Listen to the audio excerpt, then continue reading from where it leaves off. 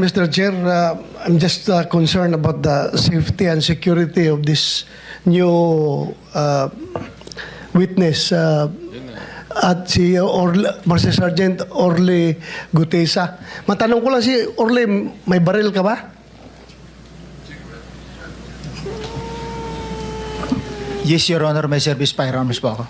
Meron ka? Yes, Your Honor. May permit to carry yan? Yes, Your Honor. Very good. So you can defend yourself pag merong interesado sa buhay mo. Yes, Your Honor. At hindi ko na kailangan yung witness protection, Your Honor. Kaya kong sarili ko. Oh, yan ang Marines.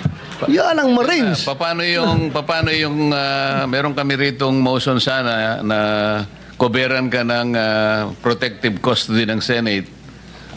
Baka makatulong sa'yo. Okay lang ba o ayaw mo rin yun?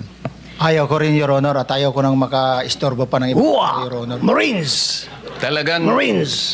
kaya mong proteksyonan ang sarili mo. Yes, Your Honor. O, sige. At may mga tropa naman ako na kayang dumipisa sa akin, Your Honor.